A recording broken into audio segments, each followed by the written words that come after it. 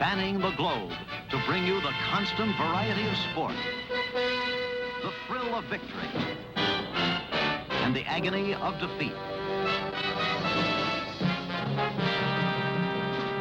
The human drama of athletic competition.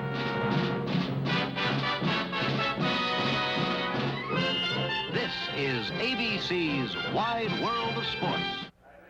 Good afternoon. I'm Jim McKay, speaking to you from one of the most exciting spots at one of the most exciting moments in all the wide world of sports.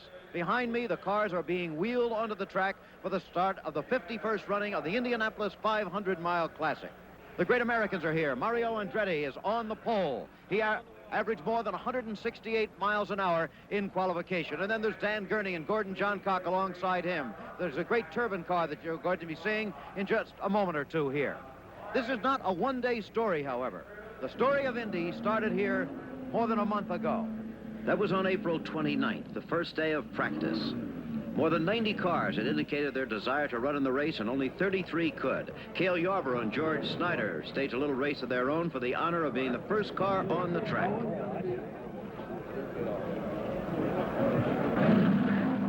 This is the skeleton of an Indianapolis race car. Memorial Day, 1967, and now it's time for the 51st running of the great Indianapolis 500. One of the traditional ceremonies, the letting loose of these multicolored balloons into a dark and threatening Indiana sky this day. 33 cars, remember, set for the start. A blizzard of color over the racetrack. The final car is being wheeled into position, and there is the one that has become a bogeyman for many of the others. This is car number 40, the turbine car. It's been the talk of the racetrack ever since it opened for practice. The opinions of the drivers have varied about it. Some think it's unfair. No, I don't think it's unfair at all. I think it's bloody clever. And full marks to Granatelli for doing it. I mean, it was a hell of a gamble, and it's paid off, and I think he deserves every credit. I'm only sorry that I didn't think of it first. Well, it worries me a lot. I hope they will be able to beat it. I think that, in theory, they shouldn't have any engine trouble, and they may possibly have some gearbox trouble, as I hear. You think it can be beaten? Well, I think so. I'm sure going to try. I feel that the new cars that we built at home in Texas, the Coyotes, that myself and Joe, will run 500 miles all day real strong. So I think they're going to be hard to beat, those two cars. Yes, well, if I don't win the race, I think there's no other car I would rather have winning the race than the gas turbine. I think it would upset a lot of people, which would be very amusing. It's a real nice machine, but it's still a stove, you know. All I want to do is just get down and get out of his way, because I think he's going to be long gone in about 2 laps. I get the feeling that some of these drivers, and these are pretty hard fellows to shake, are a little spooked by this automobile. Is there kind of a psychological factor involved, do you think? Well, I think a great deal of it is, yes, because of the fact that it is very quiet and has tremendous jump off the corners. But I really do. I think the car has a great possibility, and of course, if we have to have a little luck too. But I think we have a great chance. Many people, including drivers, seem to be awarding the race ahead of time. Well, that's just wishful thinking, because nobody's ever came here before with a new experimental car and won the race. In fact, they've been lucky to make the race, so I think a little bit optimistic myself. What about the advantages? What are they? Well, the fact that it has turbine power, which is generally reliable. The fact that it's 4-wheel drive, which makes the car handle better. The fact that it uses kerosene for fuel instead of gasoline or alcohol. And the fact that we could burn vodka, gin, or perfume or what have you if we wanted to. I mean, and the fact that it's just generally a safer car because it's stronger and built better. Are there any drawbacks? No, not that I know of. Maybe just a little jealousy. One man who's made no secret of his feelings about the turbine car all month is the man on the pole, little Mario Andretti. Time for the drivers to get into the car. This must be a kind of a lonely moment, Roger. Well, it certainly is. Of course, you have those butterflies in your stomach, and you will have until they say start your engines. The man on the pole again, Andretti. fastest qualifying field in history, better than 164 miles per hour average. In the back row, the defending champion, Graham Hill. Next to him, Jochen Rindt of Austria. And rounding out the field, 43-year-old Al Miller, driving the car originally scheduled for Lorenzo Bandini, who tragically met his death a few weeks ago in Monte Carlo.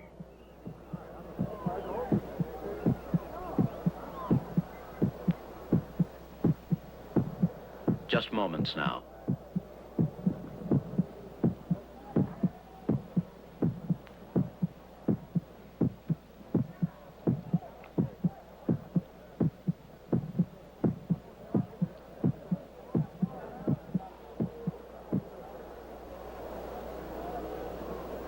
Gentlemen, start your engines.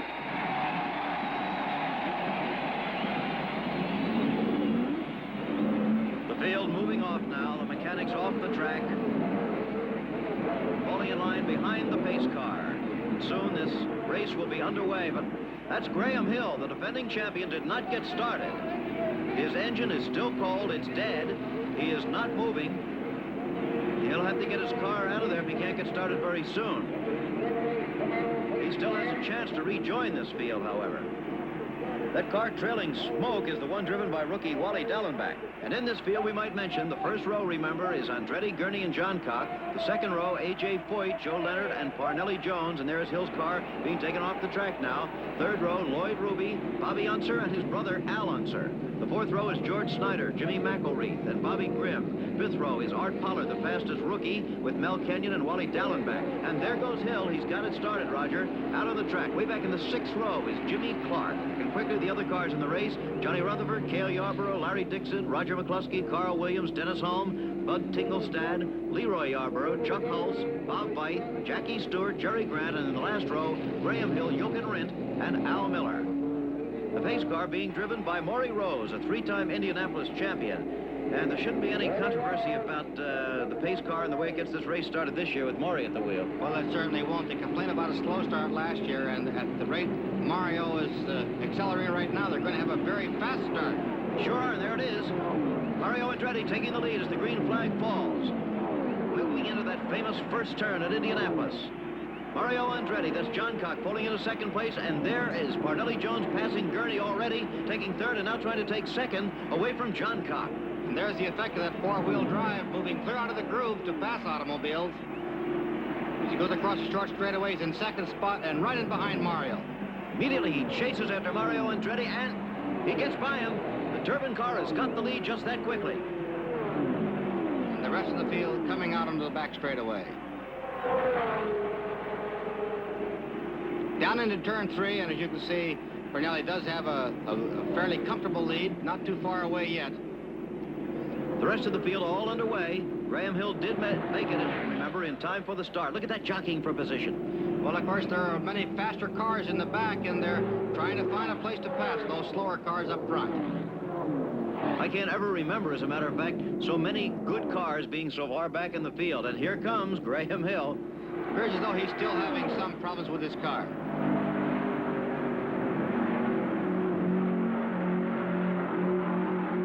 The speed for the first lap, a new Indianapolis record, 154.374 miles per hour by Parnelli Jones. That car's really moving. It certainly is, and as you can see down the back straightaway, he's lengthening his lead somewhat over Dan Gurney. The Indianapolis track, 2.5 miles long. It'll be 200 laps before this race is done. The leader, Parnelli Jones. And look out, there's a spin. It's Leroy Yarborough. Ooh. He almost backed in front of some other automobiles, and of course the yellow flag is out. Out of the car, he's okay. The yellow flag out, and we'll be back at Indianapolis in just a minute. The green flag is out again at Indianapolis. Jim McKay reporting here along with Roger Ward, and the leader in the race is Parnelli Jones in the revolutionary new turbine car, number 40. Second place now is Dan Gurney. Third place, Mario Andretti. In fourth place, A.J. Foyt. And the battle is for second right now. Now, there you see them. The dark car is Gurney, then the white appearing car is Andretti, and then the orange Coyote of A.J. Foyt. And on the lead, the turbine.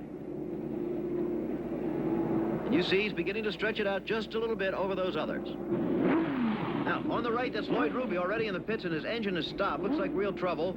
And here comes Wally Dallenbach smoking his way through the pits. Actually, I suspect he fouled a couple spark plugs and come in for a change.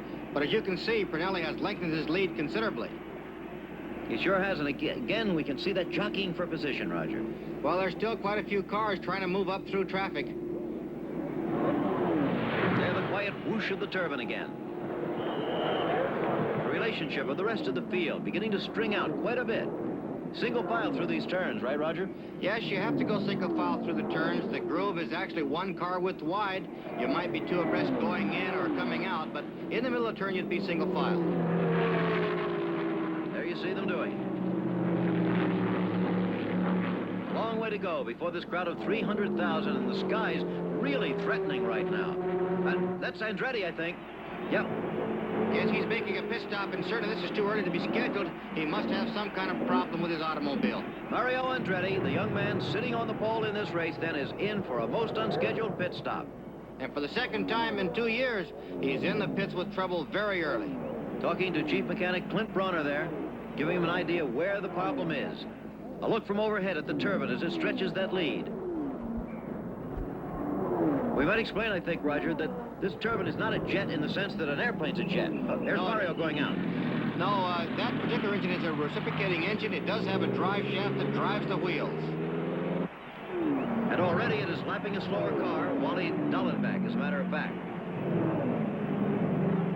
There you can see that.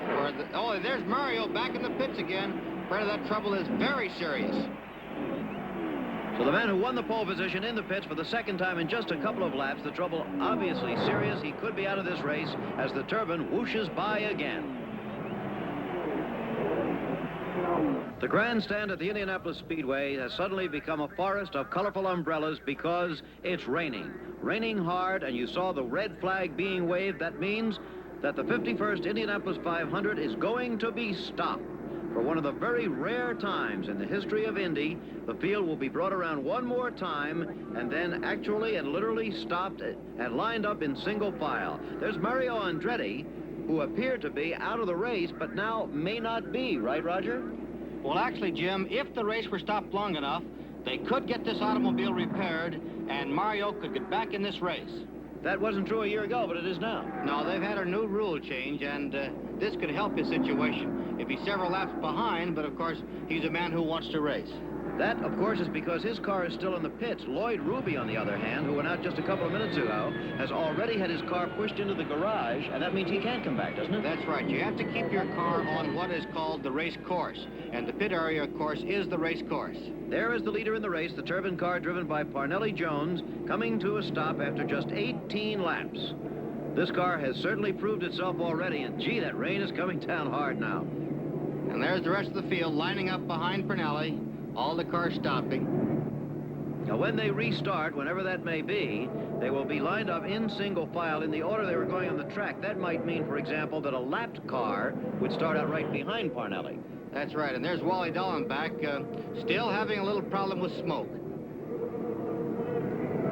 The covers being brought out for the race cars here, kind of another historic moment. The famous weather luck of Indianapolis track president Tony Hulman not holding out. He's had almost a spotless record up to now. He certainly has. It's very unusual to have rain on race day at Indianapolis. Now look at these leaden skies overhead. As things come to a halt, this crowd won't leave very soon, though, I'll tell you that. 300,000 of them will stick it out just about as long as they can. Mario Andretti praying for more rain. Let's get the word on this lead car from the man who owns it, Andy Granatelli.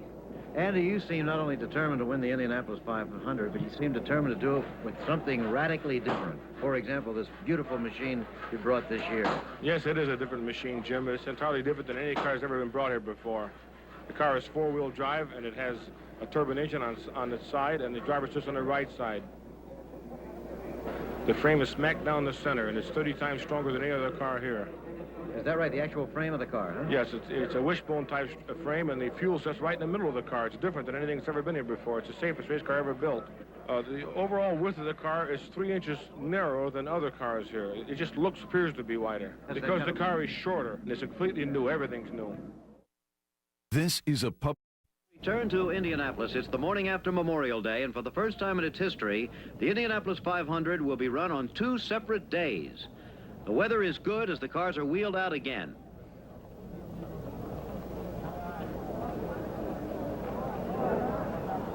Here's A.J. Foyt.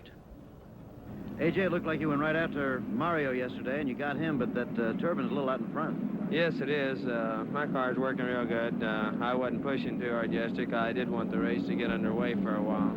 Uh-huh. Well, how about the turbine moving out so easily from everybody else? Well, we knew that before we came here because I feel in my own mind it's about twice the horsepower of what we're running. It's just hard to compete when you have a car that's got that much advantage. But I really feel in my own mind that it will break. You feel that it will? Any reason for that, A.J.? I feel I have gearbox trouble.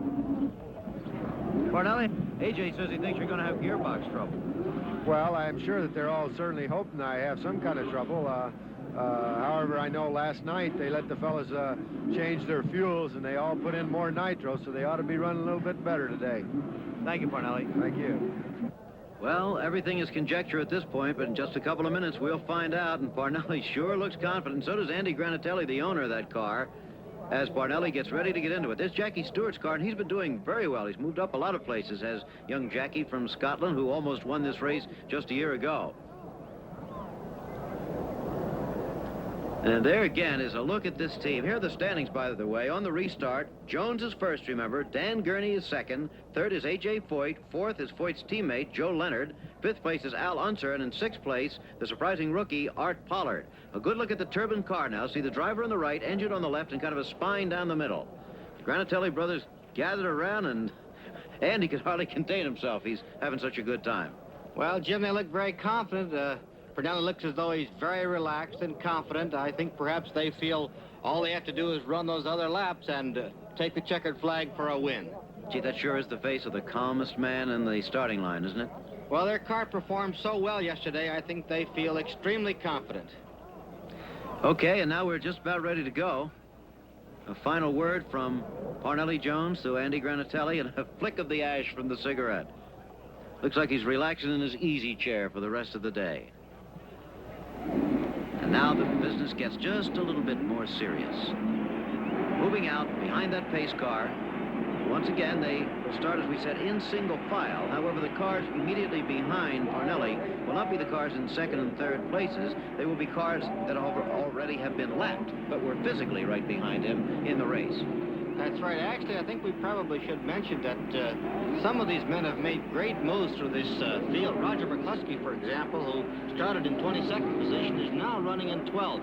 And that's a moving of some 10 positions. We noticed, by the way, as Wally Dallenbach went by, that he is still smoking as he was yesterday. That one thing has not changed. That's right, but his car seems to perform all right when he's got the power on.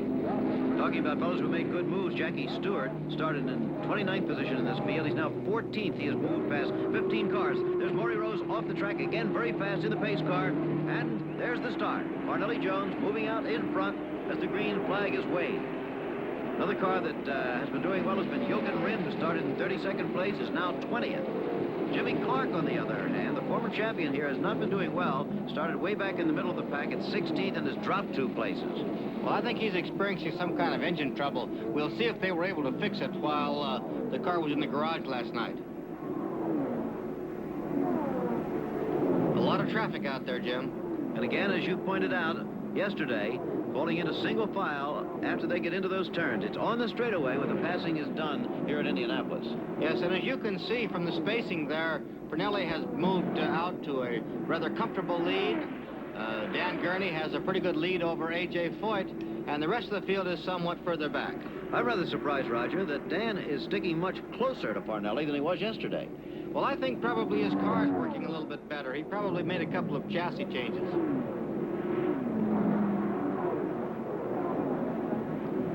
I am also surprised by the size of this crowd. Remember, this is the day after Memorial Day, a working day for most people. It's not a holiday, and yet there must be well over 200,000 people who have returned to this racetrack. Well, I think that just simply indicates how many race fans there actually are and how ardent they are. There, by the way, is Mario Andretti, car number 1, trying to move up through this field. Mario, if you remember, was stopped yesterday. However, his car was repaired. He was allowed to get in the race in next to last position, however. Already he's passed about 4 or 5 cars. Yes, he has, and as you can see, the traffic on that front straightaway, I don't believe I've ever seen so much moving around on the straightaway in an effort to pass automobiles. A lot of jockeying going on in there. Looks a little different from overhead and from these camera positions than when you're out there, I guess, Roger. It certainly does, and I think it shows how really great these automobiles are and how maneuverable they are. And perhaps this can be attested because of the great tires that we're using. The tire development has been terrific in the last few years, I know that.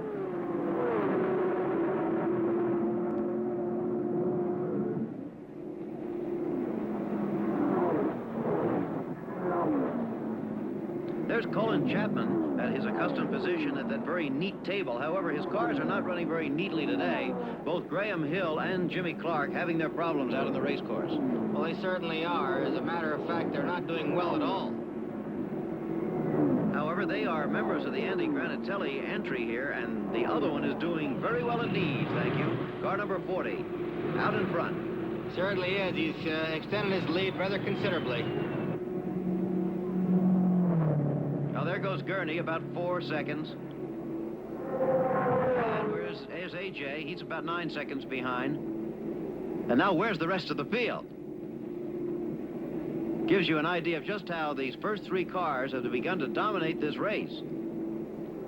Well, as you can see, they've got a very substantial lead on the rest of the field.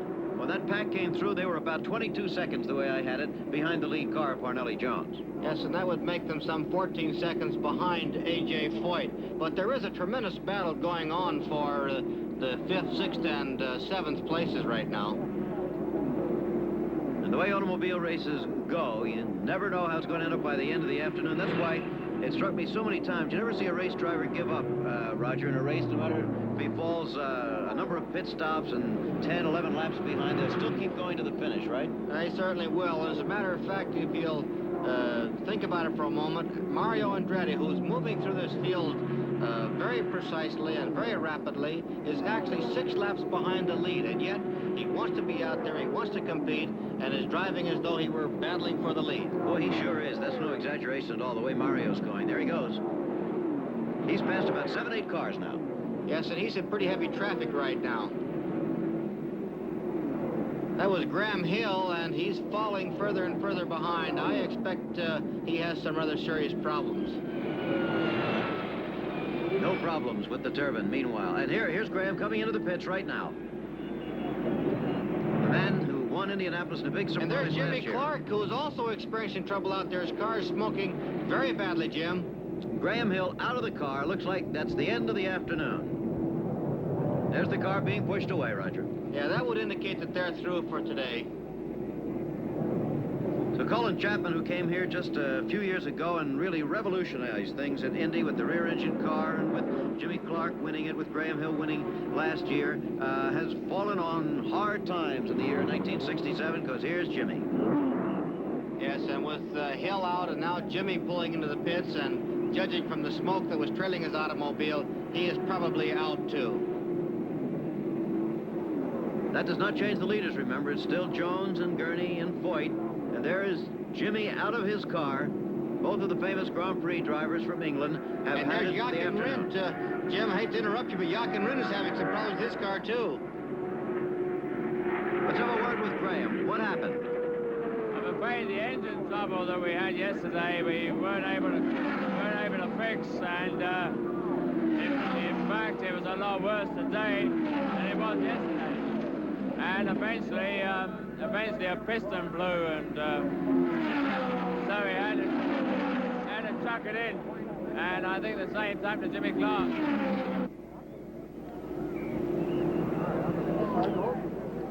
And there you see it. The 2 red cars out of the race. Back in a minute. We continue to see the dawn of a new era here in Indianapolis as the turbine-powered car, driven by Parnelli Jones, moves out to a most comfortable lead over the rest of the field. Powerful, almost completely silent. It has really captured the fancy of almost 250,000 people gathered here. Second place right now is Dan Gurney, and there's A.J. Foyt in third position. Fourth is Roger McCluskey, amazingly moved up from an original 22nd starting place. And in fifth place, the rookie, Art Pollard. Some interesting things going on back there, Roger. Well, there certainly are. It's been a tremendous race throughout most of the day for those positions in 4th, 5th, and 6th. There goes Parnelli, lapping slower cars as he goes along. Completely dominating this race. Be a lot of talk after this one, it looks like, as to whether this turbine car should be legal for next year, I guess. Well, there certainly will. There's already a lot of conversation about it. That's Jochen Rindt in the pits right now. You remember he was smoking a little bit earlier. He's certainly done a great job today. It's a shame his car is experiencing problems. Young Austrian driver, a brilliant young Grand Prix driver on his first attempt here at Indy. There's trouble in third turn. That's the leader. Parnelli Jones and Leroy Yarborough tangling and miraculously untangling. And it looks like both cars are going to get underway again. I believe I said third turn. Actually, that was the 4th turn that they had trouble in. But it looked as though they were going to get together there for a while. I think they did touch. Well, they're both underway again as the yellow light and the yellow flag, of course, come out. There you see it. Right now, however, let's take a look at that in slow motion and stop action. There they were coming into the turn. I think Jones, in an effort to pass Leroy, lap him, of course, went in a little bit too low, and Leroy didn't realize he was there, came down to the white line, pinched Parnelli off. They touched, as you can see, and, of course, Leroy spun right in front of Jones. Then it looks as though Jones pushed him a little way, then they got apart again, continued to spin, and continued on down the track. Well, that's the way it happened. And look now, the car of Dan Gurney is in the pits. Momentarily, he went into the lead when that crash took place, but now he is in the pits and has lost his opportunity to take over first place. So, a tremendous development here as Parnelli Jones, the leader, get entangled in that crash, but now has again taken over first place. And there's Mario Andretti has lost a wheel. Well, it's sure a tough break for Mario. He's got the car under control, however, and into the infield safely. Mario, what happened? Wheel come off. I guess the brakes generated enough heat that expanded the hubs and just let the wheel loose, and then little by little the wing nut started backing off. And the only lucky thing is gave me a warning going down the straightaway before I let go, so I was able to slow down enough by the time I got into the corner. Well, there you have the word from Mario Andretti. Unfortunately, for the second year in a row, breaking down after having won the pole position here at Indianapolis. And, Jim, here comes Parnelli Jones into the pits for his first scheduled pit stop. Okay, the turbine car, the leader in the race, and there's that air brake, Roger. Yes, that's been very controversial. The drivers complain they can't see over it. And, of course, that stack that they're putting over that engine is to keep the heat of that engine up in the air so as not to ignite the fuel they're attempting to put in the car. The pit crew working away, led by the Granatelli brothers. Two of them at the rear of the car. And Andy, the car owner, is also a member of the pit crew. There's Andy right now, as a matter of fact. Giving the signal to go out. Whoa! Holy mackerel! Oh, they jerked the hoses right off the fuel tank. Andy almost has gotten run over. That is about the wildest pit stop, Roger. Look at this. Look at this. An argument between the brothers now, Joe and Andy Granatelli, and fuel all over the pavement here. And, of course, no one knows for sure how much fuel they got in the automobile.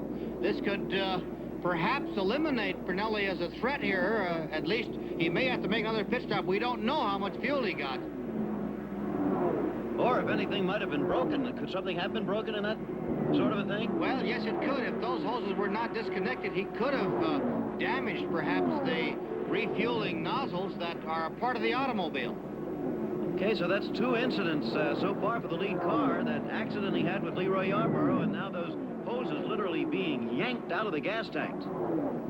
More properly, the kerosene tanks in the case of this car. That's right, and of course, they won't be able to fill up that tank again, so we don't know if they'll have fuel enough to go the distance now. Is it any more difficult for any particular reason to fuel with kerosene than with the other fuels being used here? No, it wouldn't be any more difficult at all.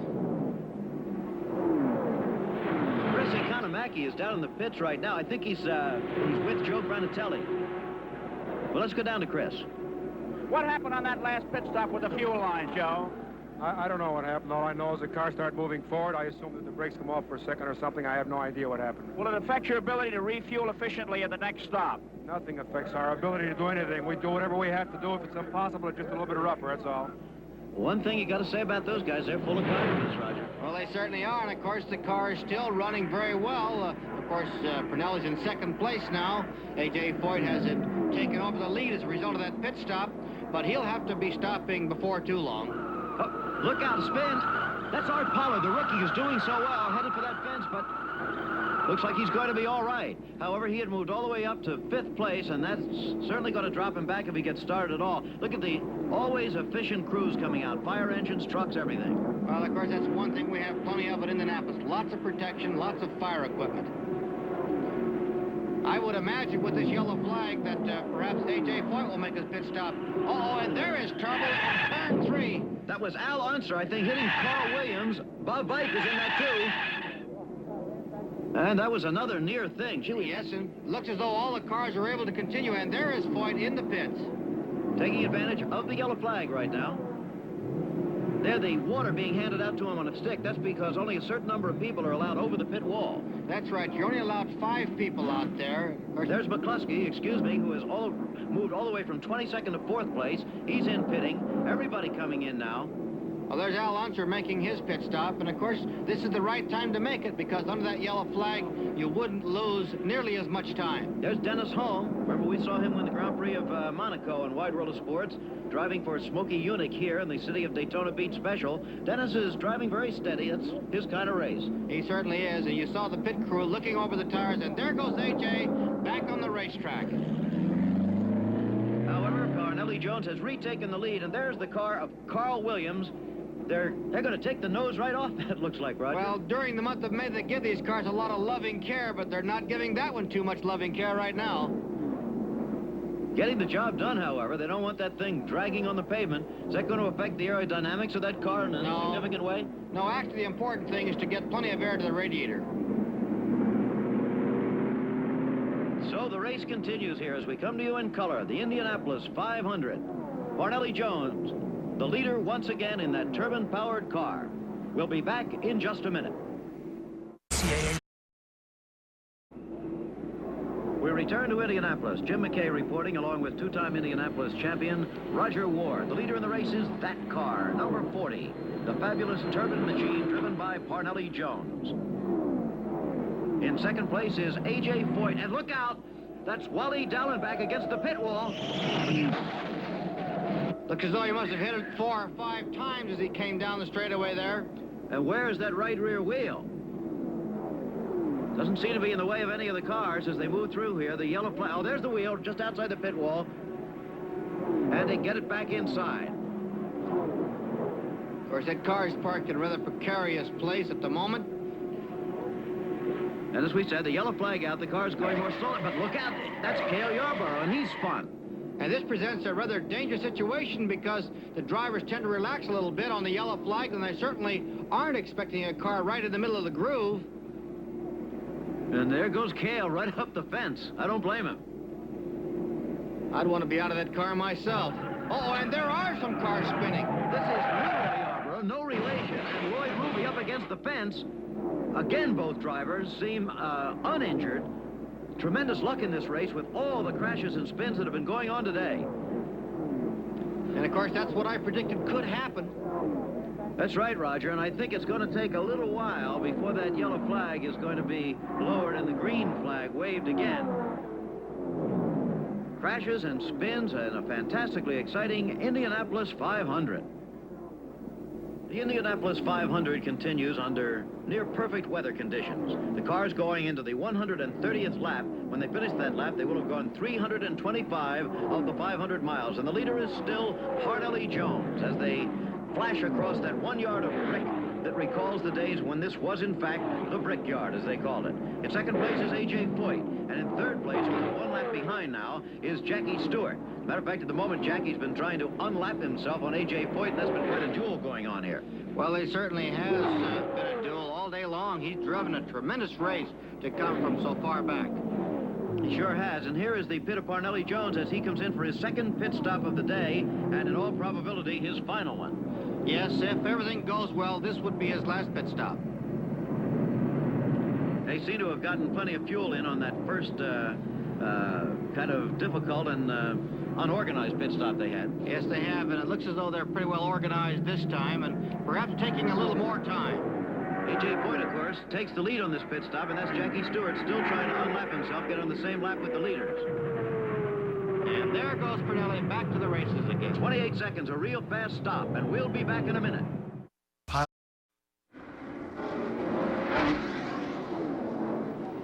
We're moving toward the closing stages now of the Indianapolis 500. Parnelli Jones in that turbine car dominating the afternoon here, as it has since this race started actually yesterday. Remember, it was interrupted by rain, restarted today. There's Mario Andretti, one of a number of top drivers who are out of this race now. The sign given to Parnelli Jones that he's 35 seconds behind A.J. Foyt at the moment. However, he has a pit stop in hand. There you saw Rindt. There's Jimmy Clark, who's also out of the race. Jochen Rindt, you saw before, the young Austrian, also dropped out. Graham Hill, the defending champion, was forced to leave the race quite early. But in the pits of the Granatelli brothers, the turbine car, and Parnelli Jones, there is joy and anticipation of the finish of this race. The turbine has had no problems, except for a little altercation with Leroy Yarborough's car early in the race and a kind of a fouled-up pit stop. And right now, Jackie Stewart has become a great story as he tries to unlap himself on car number 14, A.J. Foyt. Saw people cheering for him there. Jackie has really developed a lot of fans in America since he first came over here last year and almost won the race. I talked to Jackie just before the race started yesterday. It must be a long time since you've been starting in the next to last row of a motor race. Yes, that's the simple answer. I can't ever remember doing this. But, of course, it's a bit of a challenge, isn't it? Starting almost last. It sure is. Do you have a planned strategy? I mean, if you're going to go out fast or hang back or what? Well, mainly to try and win. This is the strategy. And to try and get past all the other 30 cars that I've got to get up through. It's obviously going to be quite difficult. I've got no idea how I'm going to do it. I just hope that they're courteous towards me and wave me through. You think that they'll do that? They'll just wave you right on through? Well, my experience of American hospitality has been very nice. And I should think if they continue with this, their manners as well as they have been over the last month, I should think they'll move over very nicely for me. The personable young Scot, Jackie Stewart, and of course American hospitality has had absolutely nothing to do with it, but Jackie has moved from 30th place to 3rd, an incredible achievement, isn't it, Roger? Well, it certainly is. Almost unbelievable, as a matter of fact. However, other people have made great moves today, including Roger McCluskey, and here's Foyt making his second scheduled pit stop. Right, and that will put Jackie Stewart, at least for a few moments, even closer to A.J. by the time A.J. finishes this stop. Jackie, however, will have to make a stop himself very shortly. Things seem to be going well down in the Foyt pits. Seem very calm, and here comes Parnelli Jones through turn 3, across the short straightaway, turn 4, and heading for that starting line. Probably will get back in the lead before A.J. is able to leave the pits. Well, that's right. He was 35 seconds behind, and in addition to the actual pit stop time, of course, they're slowing down coming in and reaccelerating going out, and Parnelli Jones has retaken the lead. And there's A.J. getting ready to leave the pits, and back to the races. But it's still an automobile race. As you can see, the number of seconds is not that tremendous. Here's car number 98. That's interesting because that's Parnelli Jones' old number, and in fact, his old car from last year being driven by Ronnie Duman this time. Yes, and apparently he's experiencing some kind of trouble. However, look as though he's going to get back into the race. The engine is running. They're getting him a little start, and he'll be back out there. Excuse me, here's a black flag, and that black flag is being given to Dan Gurney, who was so much a contender in the early going. However, he's had considerable problems, has been in and out of the pits, has been trailing and losing laps, and now they've told him, come on in, the afternoon is done for you. It's basically a safety measure, really, isn't it? And there's Roger McCluskey coming in. That's not a scheduled pit stop for him either. No, it isn't, and they're not attempting to refuel the automobile, so apparently his problems are serious. There's Gurney also into the pits under the orders of the starter. It looks very much as if McCluskey's going to be out. Well, there's a sign, as a matter of fact, to John Cock telling him the number 12, that's McCluskey, right now is being wheeled to the gasoline alley. He's out of the race. So is Gurney. Here's Dan. What was the problem with the car, Dan? We burned them. We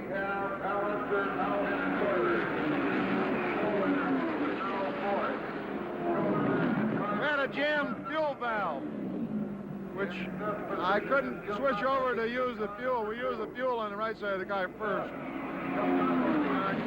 I couldn't switch over to the left. I was wrestling this thing, and as I was going along, why, all of a sudden it ran real lean. I think we got burned a valve. So I've been running on 7 cylinders. And now here is more trouble out of the race course. That is Jackie Stewart down on the grass, and that can mean nothing but very bad trouble for him. Well, he couldn't be out of fuel or anything. Probably he's blown an engine. Of course, this is just like last year. He was, of course, leading last year when he had trouble, but this year he was running a very fine 3rd position. And I think this is almost the exact spot where he finally had to chuck it in, as the English said, last year. Of course, last year he attempted to push the car into the pits. That's right. Parnelli Jones, the leader again in the race. To restate that, A.J. Foyt in 2nd place. The race goes on and is nearing its conclusion. Jackie Stewart walking to the pits. Back in a minute. 67 Indianapolis 500 will soon be history. We're in the closing laps now, and Parnelli Jones has opened up a tremendous lead over 2nd place A.J. Foyt. There you see it, Parnelli 53 seconds ahead, and in his pits they even have time for a little consolation to Jackie Stewart, who dropped out of the race a little while ago. There's another spin, a crash against the wall. It's Cale Yarborough again hitting the wall, and there is Mel Kenyon, car number 15, and Bud Tingelstad down in the infield. 3 cars involved this time. Again, it looks like the drivers are okay, all of them moving. Certainly an amazing thing. I can't understand why so many spins and crashes. The track doesn't appear to be exceptionally oily. Oh, there have been a lot of close battles, of course, going on back in the pack as the yellow flag comes out again. Hasn't affected the leader, however. Parnelli Jones well clear of that accident. Still maintaining his lead over A.J. Foyt. That turbine car breezing along with the breeze. Save fuel. Now adhere to Foyt, Jones may pit. Now, what could those mean? Well, actually, it's possible they are somewhat concerned about the amount of fuel he has. However, they don't look concerned. I suspect they want him just to slow down a little bit, take it easy, and save that automobile. Looked like the Granatelli brothers were combing their hair for victory lane there. And the green flag out once again with Jones almost a full lap ahead of Foyt. And there's another spin, Roger. It's Gordon Johncock, who was riding in 5th place. The fellow was on the front row at the beginning of the race. And it looks as though he must have punctured his left rear tire, causing him to lose control. This will throw the yellow flag out again, and of course, this would seem to lock it up for Parnelli Jones. It certainly would, particularly since it's even conceivable now that they could finish this race under a yellow flag, because we're getting very close. That was A.J. Foyt going by, and Parnelli very close to him, almost lapping him with that 53-second lead. Under the yellow. The crowd now just waiting for victory lane and all that goes with it. Here comes Jones. Foyt went by just a little ahead, down the back straightaway. There's Foyt. Let's see, Parnelli must be taking that save fuel sign seriously. He was a lot... He was a lot closer. He ought to be coming by. Parnelli Jones with this... Roger, I think something's wrong. Something has happened. Something has happened to the lead car. I don't know what it can be. Something's happened. Here he is. Parnelli Jones is coasting, coming around the number 4 turn. Parnelli Jones is coasting to a stop, coming around the number 4 turn. There's Granatelli. Parnelli Jones is coasting, coming down. It's possible he could be out of fuel. High confusion in the Granatelli pits. They didn't know whether to run or stay. Now they're running down to the car. There's Andy. Certainly something you wouldn't have suspected. A.J. Foyt just went past and saw it, and there he is waving to his pit crew. Unbelievable chaos here as the lead car, with a little more than 3 laps to go, has apparently dropped out of the race. Andy Granatelli suffering the most disappointing moment of his lifetime. They don't seem to be pushing the car down to the pits. Apparently the trouble is more than just being out of fuel. His car that had no difficulty all through the day, suddenly, without any warning, dropping out with 3.5 laps to go. And on the yellow flag. That's unbelievable. There's Jones getting out, a very disgusted Jones, and there's the old 98, the car that he would have driven perhaps if it weren't for this car being pushed to the pits. Strange coincidence there, too. But it looks like A.J. Foyt, and we better start talking about him, is going to be the winner here. And there's Parnelli trying to look as casual as possible, but you know how he's got to feel inside. Certainly a very disappointing day for Parnelli Jones.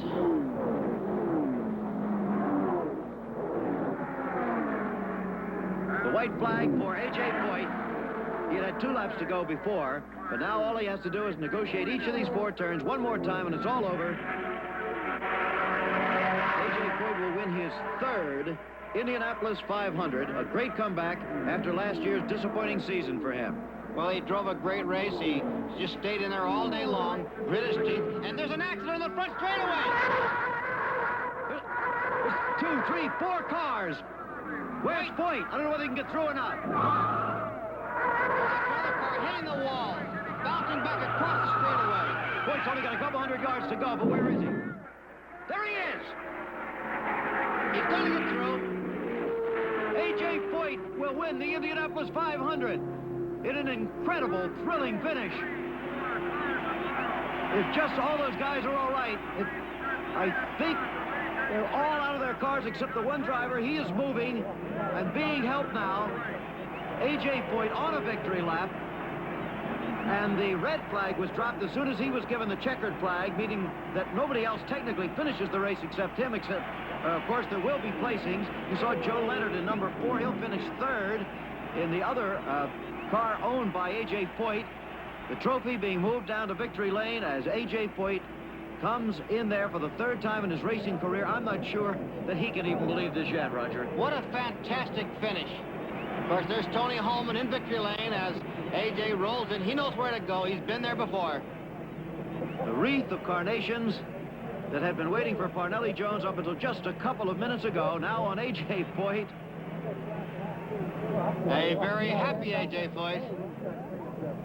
There's the traditional bottle of milk for the Indy winner. That's his wife in back of him. Yeah. A.J., before the race was restarted today, you said to me these words. You said the turbine will not finish. I said, why? You said the gearbox will break. That's what happened. Well, I said, you know, we was talking about the gearbox. I figured it'd go 100 laps, but after it went past 100 laps, it looked kind of hopeless. So I'm glad my prediction was right. Our congratulations on one of the great courageous victories here at Indianapolis. You never gave up at any point in this race. No, Jim. Our strategy was just run consistent all day long and try to stay up in the top 3 or 4 positions all day long and try to keep the leaders in sight, and that's what our plan was, and I think it paid off. How in the world did you get through that accident at the top of the home stretch? Well, for some reason, I just had a funny instinct about the last lap, and that's the reason, if you probably realize, I didn't close up behind the cars. When they accelerated, I just took off slow because I figured I had to race one if I could just get back around the starting line. And when I come off a 4 corner and seen the smoke, I couldn't believe my own eyes. So I just pulled down the inside and come to almost a complete stop and shifted to low gear and made sure nobody was coming and drove on through it. I just hope nobody was hurt too bad. A.J., it's a great comeback story, a great story of courage, and congratulations. Thank you very much. A.J. Foyt.